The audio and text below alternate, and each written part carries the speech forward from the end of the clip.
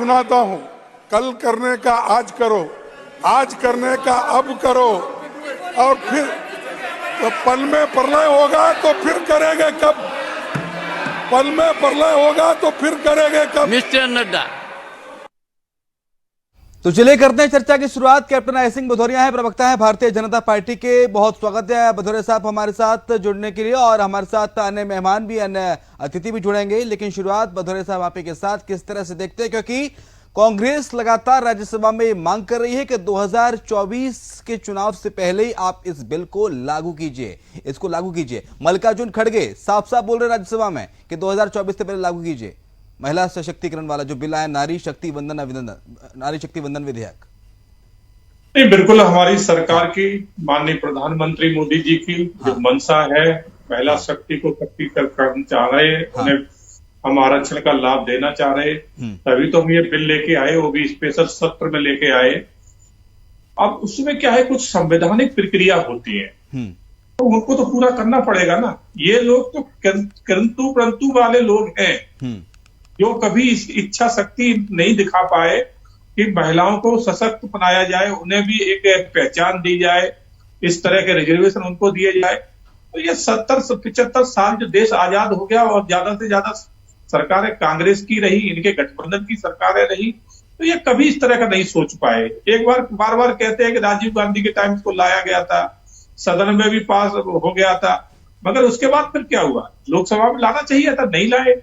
तो ये कुल मिला के ये आज जो हम लेके आए उस पर ये टिप्पणी कर रहे हैं, टिप्पणी करके इसको कैसे भी ना कैसे ये चाहते हैं कि ये बिल किसी ना किसी तरह से हो। लोग ये सोच रहे हैं कि बीजेपी लाना नहीं चाह रही है, सिर्फ एक दिखावा कर रही है, मगर भारतीय जनता पार्टी की सरकार, माननीय प्रधानमंत्री नरेंद्र मोदी जी जो कहते हैं वो करते हैं। हमारे मेरे प्रवक्तव्य में था कि महिलाओं को आरक्षण देंगे, तो हमने दे दिया, और बिल्कुल हम इसको साफ सुथरा करके दिखाएंगे। क्योंकि क्या होता है, ये अभी बिल्कुल सही बात है कि कौन सी सीट पे आरक्षण किस महिलाओं को देना है, किस पे नहीं देना है। हाँ। तो ये बहुत प्रक्रिया है, तो प्रक्रिया के उसी में गुजरेगा, और इस पे पूरी एक सरकारी मशीनरी काम करेगी। सरकार तो इस पे काम नहीं करेगी। हाँ। ना किसी मंत्री का कोई काम है कि मंत्री जाके बता देगा नहीं ये सीट है, इस पे कर दो, ऐसे तो होगा नहीं। इसका पूरा परिसीमन होगा, तरीके से होगा, और आरक्षण जब पास हो चुका है दोनों सदनों से, तो आरक्षण वो मिलेगा। अब वो समय इसलिए इतना लगेगा कि प्रक्रिया है जो सरकारी, वो तो करना पड़ेगी। इनकी तरह खाली कहा थोड़ी जा रहा है कि आज कर दो, अभी कर दो, कल कर दो। अगर इतने ही अच्छे लोग थे, इतनी अच्छी आपकी सोच थी आज अभी वाली, तो आपने 60 साल शासन किया है इस देश पे, और आप कभी इतनी हिमायत नहीं कर सके इस विषय में। आप सोचते भी, कहते हमारे सदन में, एक सदन में हमारा बहुमत नहीं था, लोकसभा में नहीं था।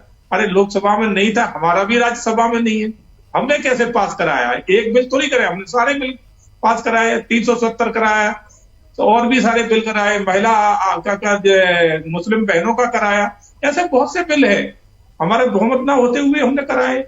नारी शक्ति वंदन विधेयक को लेकर सियासत इस बात को लेकर भी हो रही है भदौरिया साहब, क्योंकि एक और विपक्ष कह रहा है कि आपने 2024 की जीत की राह सुनिश्चित करने की कोशिश कर रहे हैं आप इस महिला आरक्षण बिल को पास करा के, और 2026 में परिसीमन होगा, तब ये बिल एप्लीकेबल होगा, लागू होगा। उसके बाद 2029 में लोकसभा में महिलाओं को 33% आरक्षण का लाभ मिलेगा।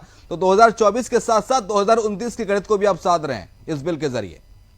देखो, ये तो क्या है, विपक्ष है। हाँ। आपने देखा होगा कि हम कितने भी देश हित के काम कर रहे हैं, इन्होंने विरोध करना है। इस टाइम ऐसा विपक्ष ऐसा है जो तो कितने भी आप देश हित में काम कर लो, राष्ट्र हित में कर लो, आम जनता के कितने भी हित के काम कर लो, मगर वो उन्हें हजम नहीं होते हैं, क्योंकि उन्हें मालूम है बीजेपी सरकार कर रही है ना। हाँ। इसलिए नहीं हो रहे, इसलिए वो विरोध के लिए विरोध कर रहे हैं, इसलिए नहीं कर रहे हैं कि काम अच्छा नहीं हो रहा है या गलत हो रहा है।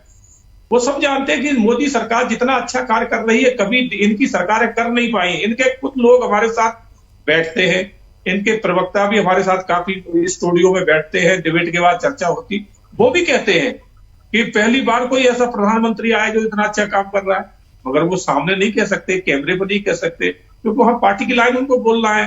अगर राहुल गांधी ने मोदी जी को गालियां देना है तो वो सब गाली ही देंगे, वो फिर वहां फूल तो बरसाएंगे नहीं। मगर अच्छी तरह वो भी जानते हैं कि आज देश में बहुत अच्छे कार्य हो रहे हैं, चाहे महिला आरक्षण का बिल हो या देश में अन्य हितों का काम हो, इंफ्रास्ट्रक्चर हो।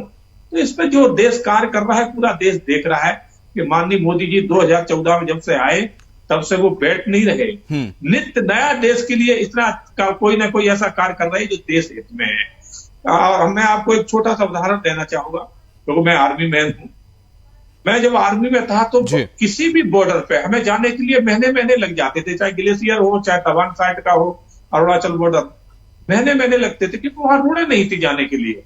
आज मोदी जी ने हमारी लास्ट पोस्टों तक रोडें पहुंचा दी है, इतने अच्छे साधन कर दिए। तो इच्छा शक्ति तो है, तभी तो किया है।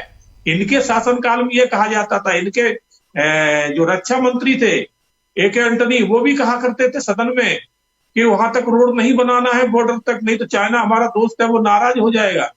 अगर हम किसी दोस्त को नाराज और वो नहीं देखते, हमें जो अपना कार्य करना है, देश की सुरक्षा हित में जो कार्य करना है, ये कदम उठाना है। तो हमारी सोच है पॉजिटिव, क्योंकि देश के प्रधानमंत्री माननीय नरेंद्र मोदी का यही नारा है कि हमारा देश चौबगली विकसित हो, सुरक्षित हो, मजबूत हो। वो सोच से हम काम कर रहे हैं। हम ये नहीं कर रहे कि ये करना है, नहीं तो इससे आपको क्या लगता है ये बिल जब कानून बन जाएगा राष्ट्रपति की अंतिम मोहर के बाद, तो महिलाओं की स्थिति में देश में किस तरह से बदलाव आगामी समय में आएंगे? किस तरह से महिलाओं की स्थिति में सुधार होगा? महिला सशक्तिकरण की दिशा में किस तरह से कदम बढ़ेंगे? बिल्कुल, बहुत अच्छी बात है। हाँ। महिलाओं का इसमें सशक्तिकरण होगा, महिलाओं को एक नया कीर्तिमान बनेगा, और महिलाओं की जो भागीदारी जो सदन में और भी जगह बढ़ेगी, वो एक काबिले तारीफ होगी। एक इतिहास में लिखा जाएगा कि कोई पहली सरकार आई, कोई पहला प्रधानमंत्री आया जिसने महिलाओं के प्रति इतनी अपनी अच्छी सोच रखी और आज उनको इतनी बड़ी हिस्सेदारी दी है। और महिलाएं तो आप जानते हो कि हमारी जगत जननी है, हमारी मातृ शक्ति है। इन्हें तो कहीं भी दो, ये 100% अपना जिम्मेवारी से काम करती हैं। पुरुष तो फिर भी एक बार पार्टी और वो उसमें जो है ना अपना रवैया दिखाते हैं, मगर महिलाएं कभी इस तरह का नहीं करती। क्योंकि वो गृहिणी घर की होती है, जननी होती है। उन्हें मालूम है कि जो देश हित में और अपने परिवार हित में कार्य हुए, उसमें वो भागीदारी कभी पीछे नहीं हटेगी।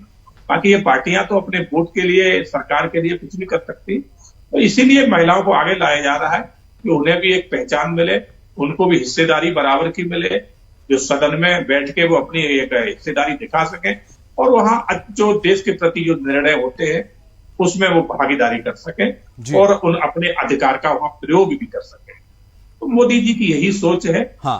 और वो जो है ना, आप देख रहे हो उसी तरह से कर रहा है। जिस तरह से हमने मुस्लिम बहनों के लिए प्रति सोचा था, कांग्रेस कभी नहीं सोच सकी। कांग्रेस ने तो बल्कि उनके लिए कानून ही पलट दिया था कोर्ट का, मगर हमारी सरकार आई, हमने तुरंत 3 तलाक से उसको आजाद कराया। आज वो स्वतंत्र हैं, आज उनके ऊपर कोई ऐसा खतरा नहीं है। तो भारतीय जनता पार्टी की सरकार और माननीय नरेंद्र मोदी जी ने हरदम महिलाओं के लिए सोचा है। और हमने जो कहा था अपने, कांग्रेस कह रही है, सोनिया गांधी कह रही है कि राजीव गांधी का सपना है, काफी लंबे समय से वो सपना पूरा हुआ है। बिल्कुल, राजीव गांधी की अगर सपना था तो राजीव गांधी को ठीक मौका नहीं मिला, मगर उसके बाद 10 साल सरकार इनकी मनमोहन सिंह की रही। उस टाइम तो कर सकते थे। वो कह रहे थे कि राज्यसभा में हमने पास कराया था, लोकसभा में नहीं रख पाए कुछ तकनीकी वजहों की वजह से। नहीं तो 10 साल का बहुत लंबा कार्यकाल होता है, उन्हें 10 साल में रख ही नहीं पाए। कौन से टेक्निकल उनके इशू थे? अगर थे तो उनको करते। हमारे इशू तो हमारे पास भी राज्यसभा में है ना, मगर हम फिर भी रखते हैं और वहां पास भी कराते हैं। मगर सोच अच्छी नहीं थी ना, करना नहीं चाहते थे। ये तो बहाने हैं। अब उन्हें लग रहा है कि भारतीय जनता पार्टी ने इनको श्रेय मिल रहा है, इसलिए इस तरह की आज विपक्ष बातें कर रहा है, पूरा कांग्रेस कर रहा है। और इनकी इच्छा होती है तो जब आपने राज्यसभा में करा दिया तो लोकसभा में करा देते। कौन मना करता? आज हमारे साथ किसी ने मना किया है? सब साथ में खड़े।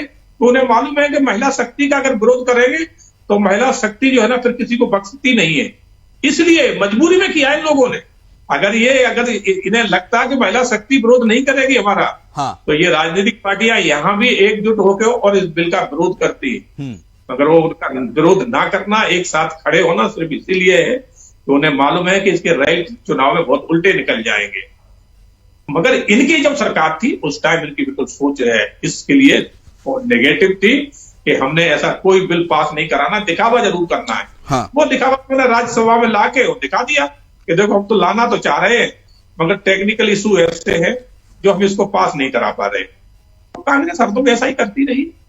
अगर किसी के लेकिन लिए सर कांग्रेस ने भी तो बिल का समर्थन किया ना, जब लोकसभा में कल वोटिंग हुई तो। इनने समर्थन मजबूरी में किया है, समर्थन नहीं किया है। अगर इनकी मजबूरी ना होती महिला बिल में तो ये बिल्कुल नहीं करते। ये ठीक है, तो असदुद्दीन साहब की पार्टी के लिए क्या कहना चाहेंगे? वो तो एकदम विरोध में आगे उनके दोनों सांसद और एकदम खिलाफ वोटिंग कर दी। असदुद्दीन को पूरा देश जानता है कि उनकी सोच क्या है, इसलिए उनके लिए कुछ ना कहा जाए तो कांग्रेस कह रही है कि आपकी बी टीम है। हम तो ये कहेंगे इनकी टीम है, हमारे तो आज विरोध में खड़े हैं, तो बी टीम किसकी होगी? अगर बी टीम हमारी होती तो आज हमारे विरोध में थोड़ी खड़े होते। अगर उनके 2 वोट थे आज डलवाते वो, मगर हमारे वो कांग्रेस के ही समर्थक हैं। आज कांग्रेस की मजबूरी